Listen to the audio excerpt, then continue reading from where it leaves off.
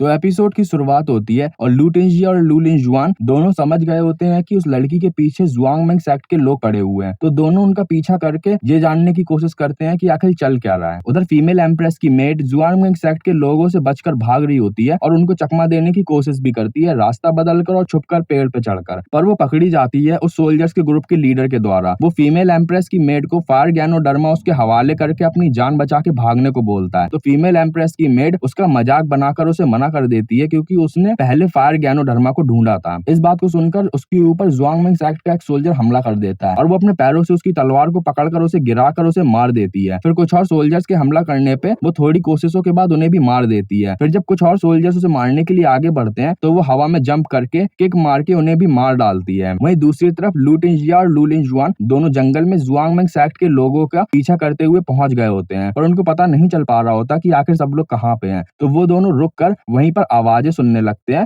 जिससे उनको दिशा का अंदाजा लग सके। और थोड़ी देर तक आवाजें सुनने के बाद उनको लड़ाई की आवाजें आ जाती हैं एक तरफ से, जिसके बाद वो दोनों फटाफट उधर की तरफ भागने लगते हैं। इधर फीमेल एम्प्रेस की मेड को बहुत सारे जुआंग मेंग सेक्ट के सोल्जर्स ने घेर लिया होता है और वो सबसे अकेले ही लड़ रही होती है, पर फिर भी उन पे भारी पड़ रही होती है। तभी सोल्जर्स के ग्रुप का लीडर पीछे से छुपकर फीमेल एम्प्रेस की मेड को मारने के लिए आगे बढ़ता है, जहां पर वो पहले वार से तो बच जाती है नीचे की तरफ झुककर, पर जुआंग मेंग सेक्ट के सोल्जर्स ने उसे घेर लिया होता है और वो उस पर लगातार अटैक कर रहे होते हैं। तो उसका ध्यान भटक जाता है और जुआंग मेंग सेक्ट के सोल्जर्स के ग्रुप का लीडर के अगले अटैक को वो नहीं बचा पाती है और वो मौके का फायदा उठाते हुए उसे किक मारकर दूर ढकेल देता है, जिसके बाद वो जोर से जाके एक पेड़ से टकरा के नीचे गिर जाती है और बेहोश हो जाती है। तो फिर एक सोल्जर उनके लीडर के आदेश पे फीमेल एम्प्रेस की मेड का फायर गैनोडर्मा ले लेता है और फिर वो लीडर से पूछता है कि आखिर हम इसका क्या करें। तो लीडर बोलता है तुम्हारा जो मन हो वो करो, जिसके बाद वो सोल्जर खुश होते हुए उसकी ओर बढ़ने लगता है। तभी अचानक से लू टिंजिया वहां पर आ जाता है और उसे तलवार से वार करके उसे मार डालता है। उस सोल्जर की मौत के बाद जुआंग मेंग सेक्ट के सोल्जर्स के ग्रुप का लीडर वहां अकेला बचा होता है और पीछे से वहां पर लू लिंजुआन भी आ जाती है, जो कि लू टिंजिया को बोल देती है कि लीडर उसका शिकार है। इतना कहने के साथ ही वो अपनी तलवार को बाहर निकालने लगती है और जो सोल्जर्स का लीडर होता है वो ये समझ जाता है कि उसकी जो तलवार है लू लिंजुआन की वो एक लॉन्ग स्वॉर्ड है, तो उसको डिस्टेंस से लड़ाई करने में ज्यादा आसानी होगी। और चूंकि जुआंग मेंग सेक्ट के सोल्जर शॉर्ट डिस्टेंस तलवार रखते हैं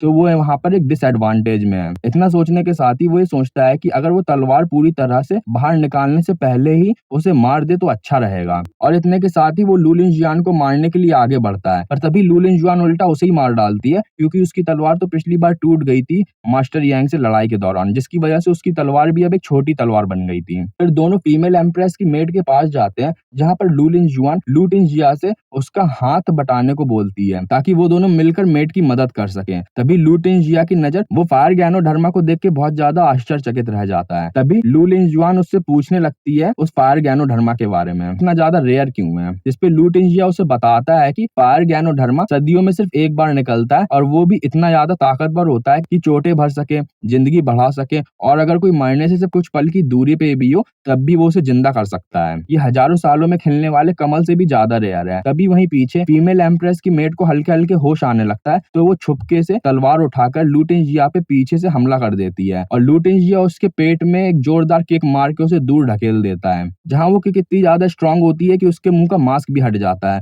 और वो फिर से बेहोश हो जाती है नीचे गिर के, ये कहते हुए कि उसे फायर गैनोडर्मा वापस दे दो। तभी लू लिंजुआन घबराकर लू टिंजिया से बोलती है कि तुमने उसे मार ही दिया। तो लू टिंजिया उसे जवाब देता है कि अगर उसे पता होता कि वो हमला करने वाली है तो वो कभी नहीं मारता, और वैसे भी अगर वो अच्छी होती तो भला वो उसे मारने की कोशिश क्यों कर रही थी। और फिर हमें सोल्जर्स के गड्ढे के पास लू टिंजिया खड़ा दिखाया जाता है, जहां पर कुछ देर बाद वो जाके मेड को हील करने की कोशिश करने लगता है, पर वो नहीं कर पाता क्योंकि वो बहुत ही ज्यादा कमजोर होता है और मेड बहुत ही ज्यादा घायल हो गई होती है। तो लू टिंजिया लू लिंजुआन को काढ़ा बनाने को बोलता है, फिर वो काढ़ा बना के मेड को पिला देते हैं और फिर उसके बाद सीन शिफ्ट हो जाता है। फिर हमें जुआंग मेंग सेक्ट की लीडर बुढ़िया दिखाई जाती है, जिसके पास एक सोल्जर खबर लेके आया होता है कि उसे फायर गैनोडर्मा के बारे में पता चल गया है और वो ब्लैक व्हाइट इंपेरेंस 2 दिन में उसे हेडक्वार्टर्स ले आएगा। तभी जुआंग मेंग सेक्ट की लीडर बुढ़िया उसे आदेश देती है कि जाके उसे बता दे कि फायर गैनोडर्मा बहुत ही ज्यादा कीमती है और इसके पीछे और भी कई लोग पड़े हुए हैं, तो वो जरा सावधान रहे। इसके बाद सीन शिफ्ट होता है और इधर लू टिंजिया और लू लिंजुआन दोनों दिखाए जाते हैं, जहां मेड को होश आ जाता है और वो उनसे फायर गैनोडर्मा मांगने लगती है, जहां लू टिंजिया उसे पहले फालतू की बातें करने लगता है बिना उसे बताए कि फायर गैनोडर्मा इस्तेमाल कर लिया गया उसी की जान बचाने के लिए, क्योंकि उसने उसे कल रात मारा था और वो अफसोस में उसने फायर गैनोडर्मा को यूज कर लिया ताकि उसकी जान बचाई जा सके। तो मेड गुस्सा होकर लू टिंजिया को एक थप्पड़ मार देती है है और उसे जान से मारने के लिए आगे बढ़ने लगती है। तभी लू लिंजुआन उसके सामने आ जाती है